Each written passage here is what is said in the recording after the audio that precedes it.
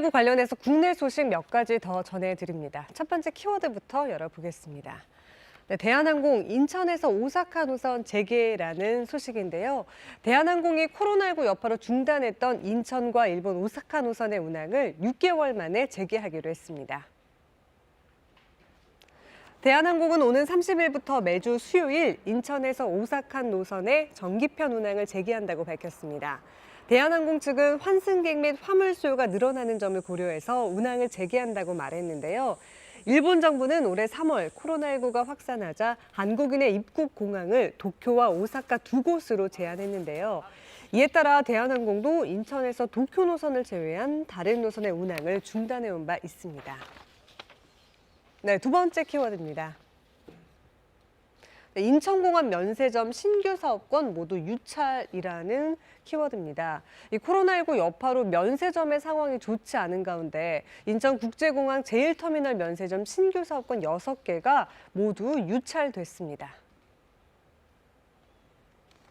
인천국제공항공사는 경쟁이 성립하지 않아서 모든 사업권이 유찰됐으며 오늘 다시 공고를 낼 계획이라고 밝혔습니다.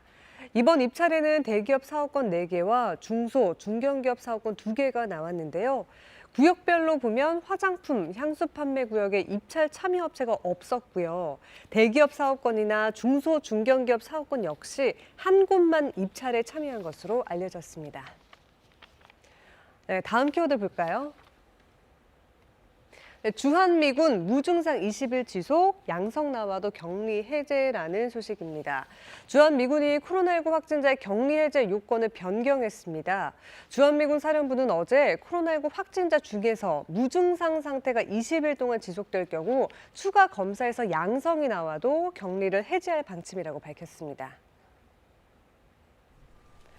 주한미군은 미국 질병관리통제센터와 한국의 질병관리청의 협조를 통해 격리 해제 요건을 변경했다고 밝혔습니다.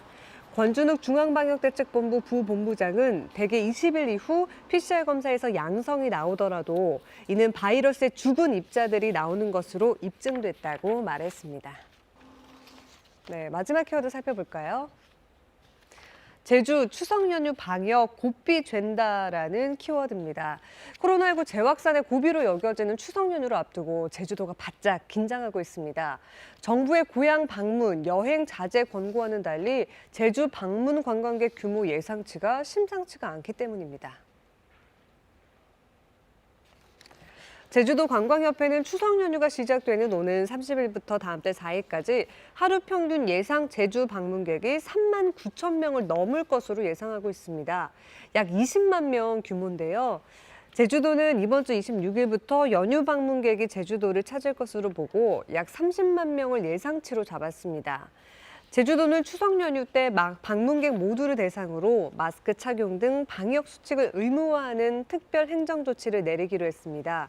만약에 방역 수칙을 지키지 않아서 피해가 발생하게 되면 고발과 구상권 행사 등으로 강력하게 대응할 방침입니다. 지금까지 코로나 Q&A였습니다.